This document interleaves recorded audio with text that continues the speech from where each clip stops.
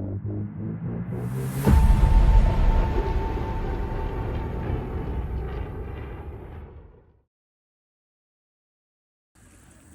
guys, welcome back to Clock Stoppers Racing Loft.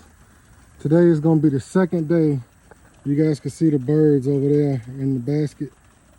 Today is going to be the second day that we're releasing them from the basket.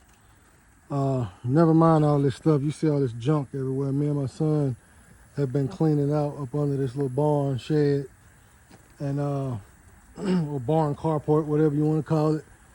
We've been cleaning out up under here because we're about to park the tractor and stuff up under here temporarily because we're selling one of our buildings. But anyways, all of this junk is in the way in between them and the trap door. So we're gonna go ahead and let them out. Like I said, this is the second day of them being released.